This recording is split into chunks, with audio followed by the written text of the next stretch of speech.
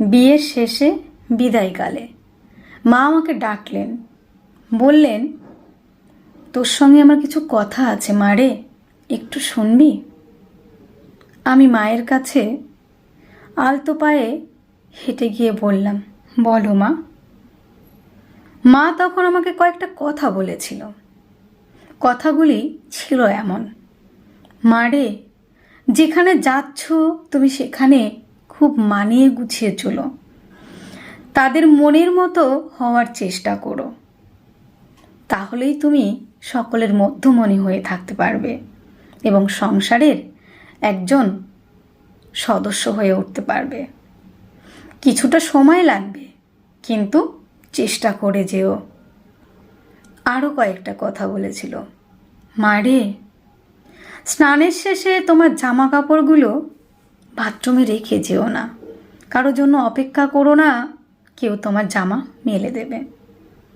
খাবার শেষে তোমার থালাটা তুমি রেখে যেও না মা, ওটা তুমি নিজে হাতে ধোবার চেষ্টা করবে। এবং আরও কয়েকটা কথা বলেছিলেন, বাড়ির যারা সদস্যরা রয়েছেন তাদের আপ্যায়ন আতিথেয়তা করা, তাদের যত্ন আত্তি করা, সমস্তটাই কিন্তু তোমাকেই দেখতে হবে। তুমি তাদের যত্ন নিও। সমস্ত কিছু খাবার দাবার পরিবেশন করার পরে তোমার জন্য যেটা থাকবে তুমি সেটা সানন্দে গ্রহণ করো, সাদরে গ্রহণ করো, কখনো আক্ষেপ রেখো না। জানো তো মা, ভোগের থেকে ত্যাগেই বেশি আনন্দ। তুমি যত মানুষের জন্য নিজেকে বিলিয়ে দেবে ততই তুমি সবার কাছে প্রিয় হবে। সত্যি বন্ধুরা, মায়ের কথা অনুযায়ী আমার জীবনটাকে আমি তেমনভাবেই শুরু করলাম। দেখতে দেখতে অনেকগুলি বছর কেটে গেল। আমার জীবনটার কোনো পরিবর্তন আমি কিছুই দেখতে পারলাম না। যদি বলেন কেমন, আমার তো আত্মীয়তা শুধু আমার রান্নাঘরের তেল, নুন, হলুদ, স্বাদপদি মশলা এবং আরও যে জিনিসগুলো লাগে তাদের সঙ্গে।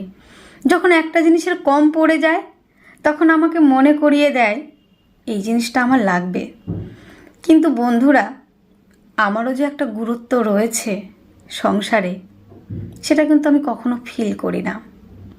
দিনের শেষে এসে নিজেকে জিজ্ঞাসা করলাম, আমি কি সত্যি পরিবারের সদস্য হতে পেরেছি? তখন আমার বাক রুদ্ধ হয়ে যায় নিজেকে প্রশ্ন করলে।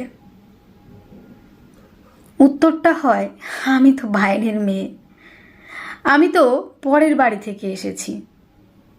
যতই করি না কেন আমি তো পরের বাড়ির মেয়ে, তাই না?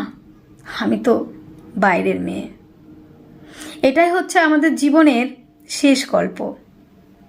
আমরা সংসারের সমস্ত হাল ধরি, সবার জীবন গুছিয়ে দিই, কিন্তু নিজের জীবনটা গোছানোর জন্য কোনো সময় আমাদের হয়ে ওঠে না। এটাই আমাদের জীবন। খুব ভালো থাকবেন, আনন্দ থাকবেন। নমস্কার।